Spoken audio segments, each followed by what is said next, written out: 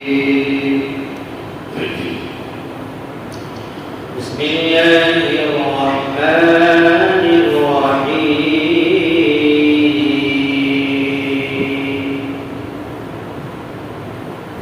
شهر رمضان الذي أنزل فيه القرآن هدى للناس وبينات من الهدى والفرقان ومن شهد منكم الشهر فليصمه ومن كان مريضا أو على سفر فعدة من أيام أخر يريد الله بكم اليسر ولا يريد بكم العسر ولتكملوا العدة ولتكبروا الله على ما هداكم ولعلكم تشكرون صدق الله العظيم.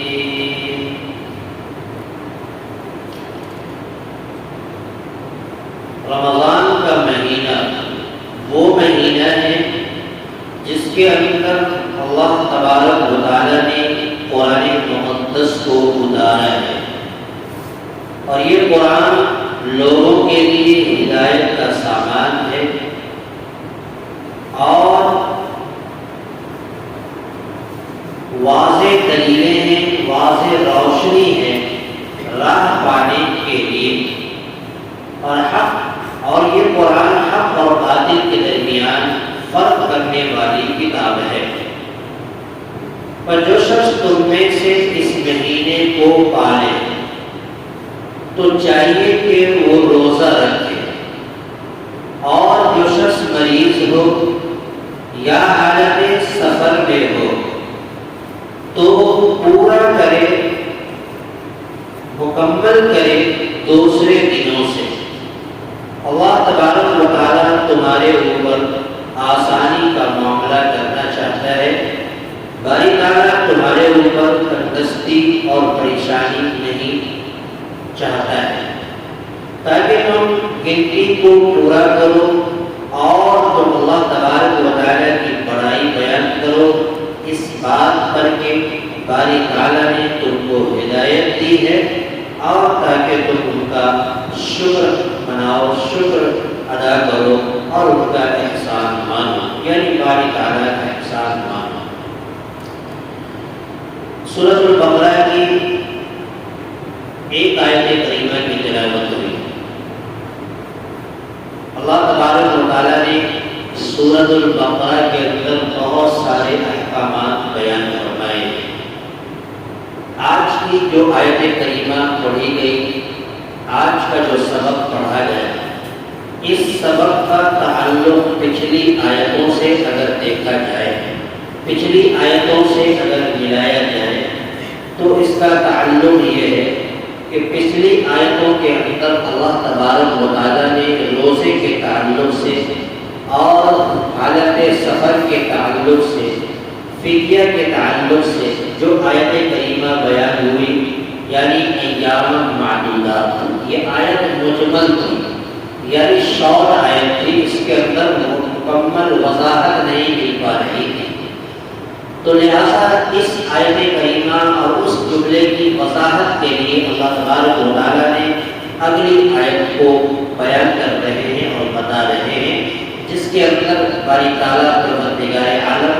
یہ بتانا چاہتا ہے کہ قرآن مقدس کا جو نزول ہوا ہے، قرآن مقدس کو جو نازل کیا گیا ہے، وہ نزول ایک ایسا مہینہ جس مہینے کو ہم اور آپ رمضان کے نام سے جانتے ہیں، اسی رمضان المقدس کے مہینے میں باری تعالیٰ پروردگار عالم نے قرآن مقدس کو نازل کیا ہے۔ اور یہ قرآن ایک ایسی کتاب ہے، یہ قرآن ایک ایسی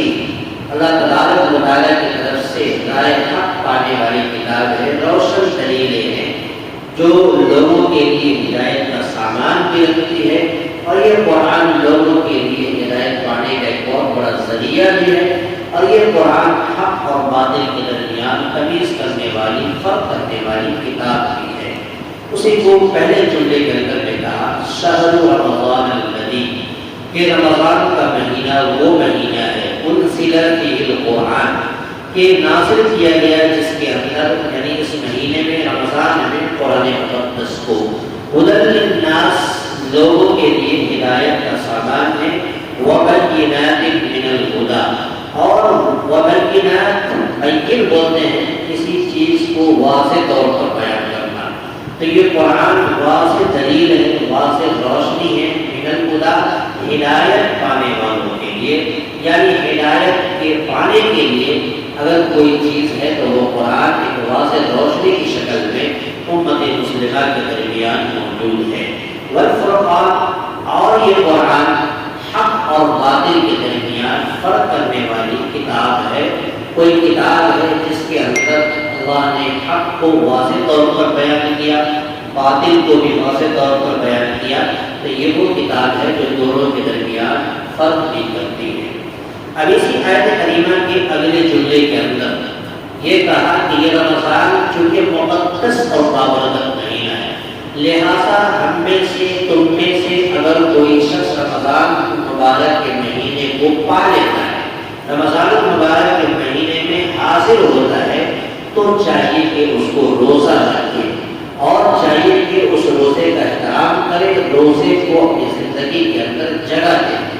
لیکن اسی رمضان کے مہینے میں اگر کوئی شخص حالت مرض کے اندر مبتلا ہے، بیماری کے اندر مبتلا ہے، یا پھر کوئی سفر کے اندر چلا گیا، تو اللہ تبارک و تعالیٰ نے مریض کو اور مسافر کو اس مہینے کے اندر رخصت دیا اور کہا کہ اگر تم روزہ نہیں رکھ پاتے ہو تو پھر اتنے ہی دنوں کی قضا دوسرے دنوں میں تم کر لو، یہ تمہارے لیے یہ جو فرض رمضان کا روزہ ہے اس روزے کی فرضیت ثابت ہو جائے گی، یعنی اس کی قضا کرنی پڑے گی۔ اسی کو کہا فمن شہیدہ، بس جو شخص پائے، شہیدہ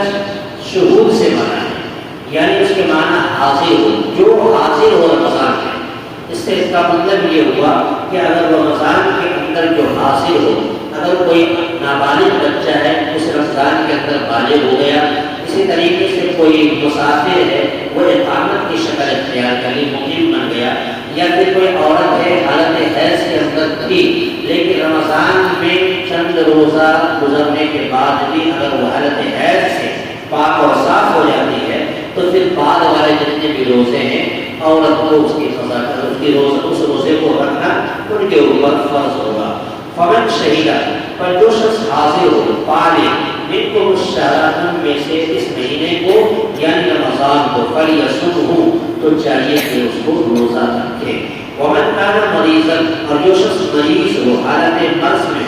او علی سفر، یا سفر پر ہو، علی سفر یا حالت سفر پر ہو، مطلب یہ کہ وہ سفر کی حالت میں نکل چکا ہو، کہیں مسافرت اختیار کر چکا ہو اور حالت سفر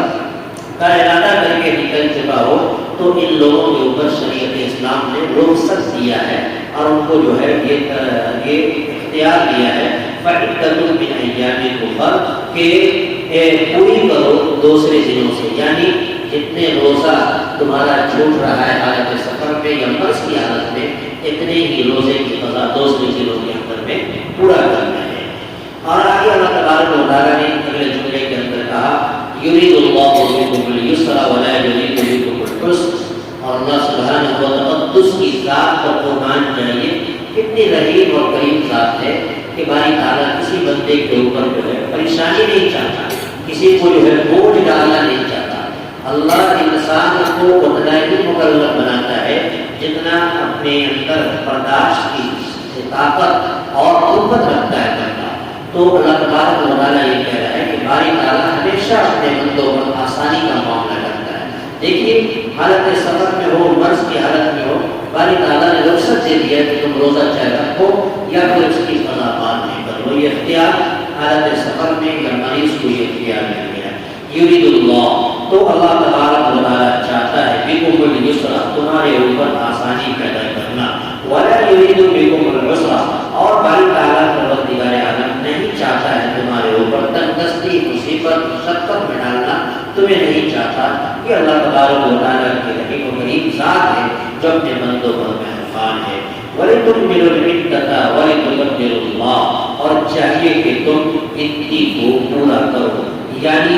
جو بھی رمضان المبارک کے روزے چھوڑ جاتے ہیں ان تمام چھوٹے ہوئے روزوں کی اور دنوں کے اندر تم قضا کرو، یعنی جتنے بھی چھوٹے روزے ہیں اس کی گنتی کو تم پورا کرو، تکمیل کرو۔ وَلِتُكَبِّرُوا اللَّهَ، اور ہمیشہ ہر حال میں اللہ تبارک و تعالیٰ کی بڑائی اور تقدیر بلند کرو۔ کیوں؟ عَلَىٰ مَا هَدَاكُمْ، اس بات پر کہ باری تعالیٰ نے تم کو ہدایت دیا ہے، وَلَعَلَّكُمْ تَشْكُرُونَ، اور تاکہ تم ان کا شکر ادا کرو، اللہ کا احسان مانو کہ اللہ تبارک و تعالیٰ نے اس قابل بنایا کہ رمضان المبارک کے مقدس مہینے کو ہمیں دکھایا، ہم اور آپ اس روزے کو رکھتے ہیں، اور اللہ تبارک و تعالیٰ اس کا ثواب جو اپنے بندوں کو عنایت فرماتا ہے۔ تو آج کی اس آیت کریمہ سے،